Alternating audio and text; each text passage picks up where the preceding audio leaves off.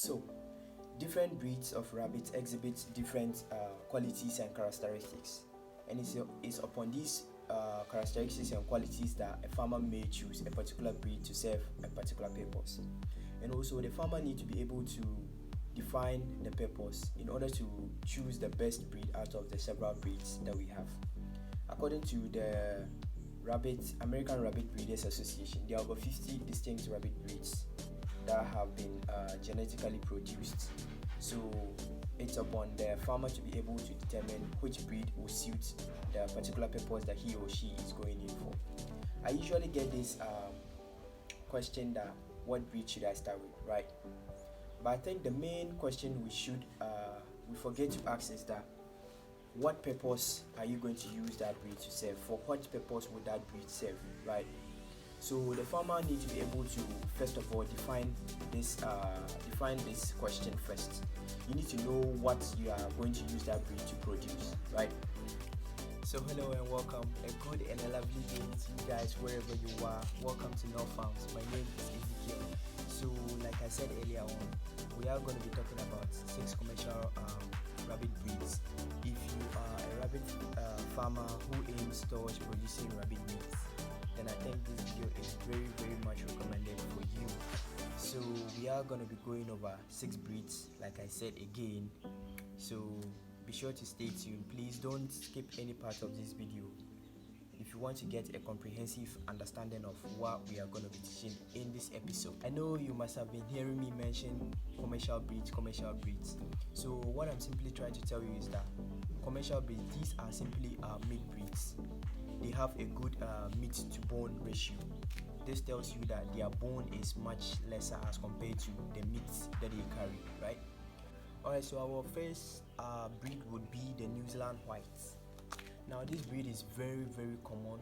Most farmers that are into rabbit farming have this particular breed, and that's because this breed has an excellent weight gain.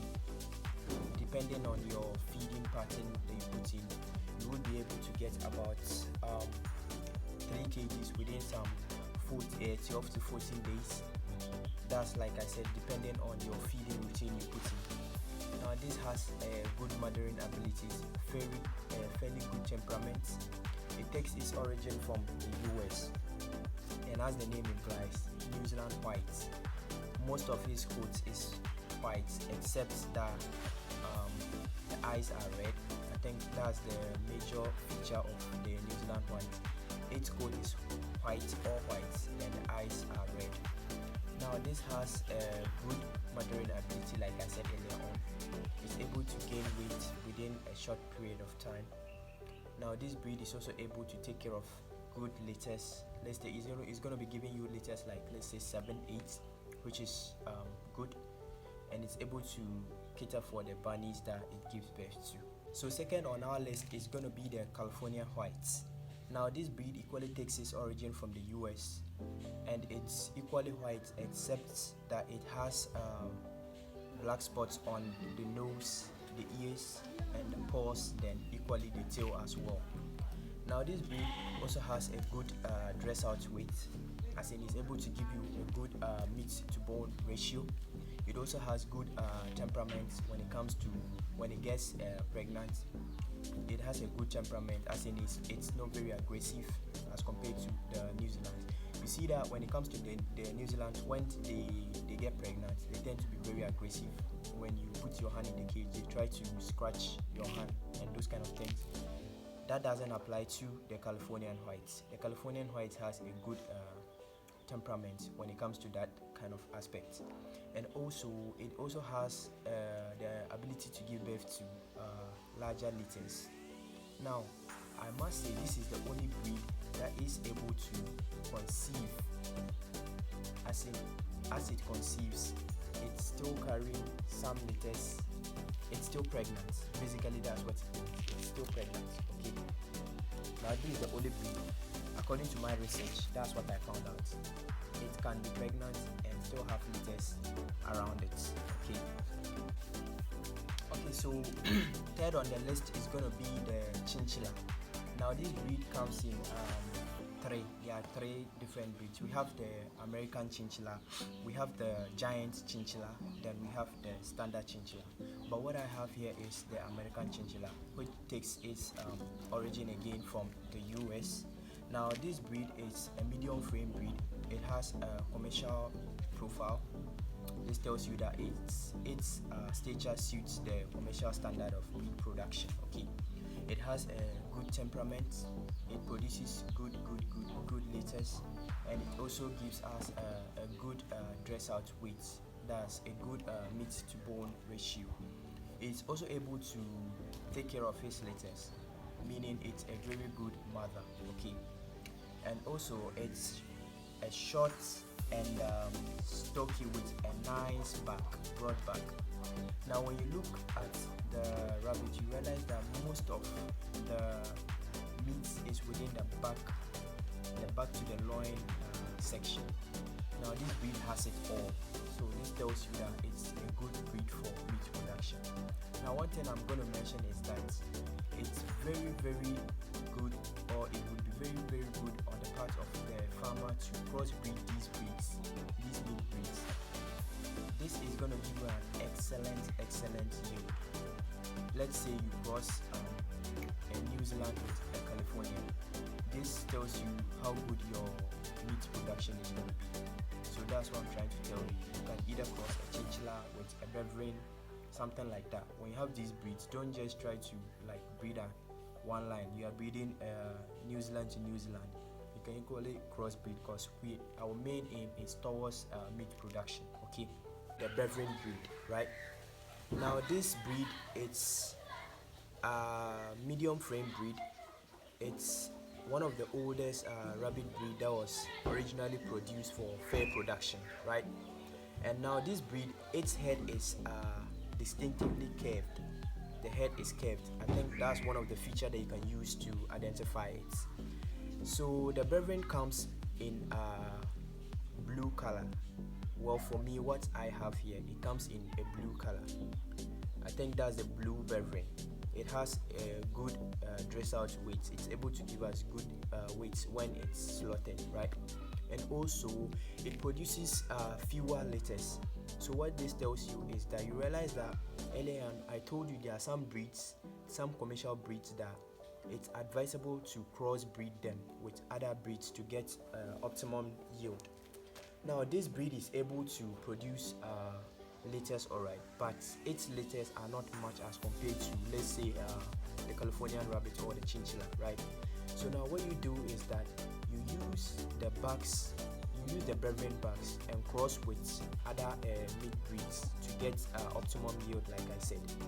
So it will be very good on your part, the farmer, if you have a Beveren breed. I think I've seen a white Beveren, but however I have the blue Beveren. What I have here is the blue Beveren. So you use the bucks and cross with other females to get optimum yield.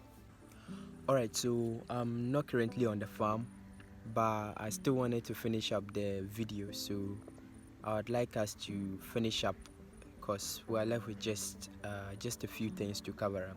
Okay, so another commercial breed is the Dutch breed. Now the Dutch breed equally has a good profile, and also it has a good bone to meat ratio. Now please take note, the Dutch breeds I have on my farm are crossbreeds. I don't really know how the pure breed of a Dutch would be like, but based on my research, I've found out that Dutches are actually they belong to the small body type, but I found out that my breeds are the crossbreeds, so they are actually the medium sized rabbits. Okay, now the main feature for identifying Dutch breeds are they have a white belt on the upper body, and also the belt extends to the head around this section. I will display a video for you to see how the Dutch looks like. The white belt extends to the nose region as well. Now this equally produces good litters. It produces good litters, and it equally takes care of the offsprings that it produces. Now I am going to make mention of some breeds That's because I know some of you out there, you have some certain breeds that I've not made mention of, right? Especially concerning the Flemish Giants. I know some of you will be like, but why is it I'm not hearing Flemish Giant? Yeah, the reason why Flemish Giant breed isn't included in my list is because the Flemish Giant, it's a large breed, as in it doesn't belong to the medium size, it belongs to the large size breed, and also it takes a longer period to grow. When you look at the distance, when you look at it, it has a higher bone to meat ratio, as in it has huge masses of bones. Its bones are huge. Okay, like basically that's what I'm trying to say. So it takes a longer time before you can get meat out of these breeds. And if you mean to wait for, let's say, a year before you can get a breed that is ready for sale, economic wise it doesn't make sense, right? So that's the reason why I've not included Flemish Giants. Another breed is the checkered giants. You realize that this checkered giant is similar to the Flemish Giant. It equally takes a longer time to mature, right? So that's why I've not included Flemish Giant, checkered giants. You've not seen those two, basically those two. But what I will tell you is that if you have access to the Flemish Giant, checkered giants, what you should do is to get backs of Flemish Giant or checkered giants, then you crossbreed with the medium size rabbits. This is going to give you optimum yield, right? I think that's what you can do. And also I'm going to make mention of Harlequins. I think I've come across Harlequins. They're equally medium size, but however Harlequins are a bit difficult to come by here in the north. I've not really seen much farmers having Harlequins that much. I've seen some around, but it's just a few. Cinnamon, not very common, but if you have them, go ahead and equally use them. Again, what we preach here is try it out and see if it works. Don't take my word for it, okay? Don't take my word for it. Put it into practice and see how it works. Just stick with what works for you, like I always say. It's not just about taking my word for it because I'm here preaching about it, okay? Like I always say, put it into practice and see how it works. Take the part that works for you and use it. There's no problem in that, right? We live in different geographical locations, and based on our weather or our climate, it might affect the animal differently from how it affects me here. For example, I realized that my chinchillas do very well rather than my New Zealand's, which is surprising, but I've tend to keep more chinchillas because I realized that they are doing very well and their sizes are equally as competitive as the New Zealand whites, like I always say. So this brings us to the end of this video. Hope you've learned something, one or two things from this video. Please be sure to give us a like, and also if you have questions or suggestions, please leave them in the comment section. I'll do my possible best to reply to them, okay? This is a journey that we are learning together, like I always say. And also one thing I need to draw your attention to is that our analysis have shown that our viewers don't subscribe. Most of the people that view aren't subscribed to our channel. So please, the question that I have for you is, why haven't you subscribed? I would be most grateful if you could please just go pause this video and go subscribe to the channel. This is going to enable us to reach more audience because we are growing the channel. This is going to help us to reach more audience, okay? And the reason why I'm not on the farm is, as you can see, you realize that you can see some sheep at the background. I told you we have some sheep around. Unfortunately for our space, we are limited by space, like I said. So we take them out to graze, then we bring them back in. So today I was free and I took them out to go graze. That was the reason why I couldn't finish up the video in the farm, okay? So we've come to the end. Hope you enjoyed and hope you learned as well. So I'll see you in the next one. Take care.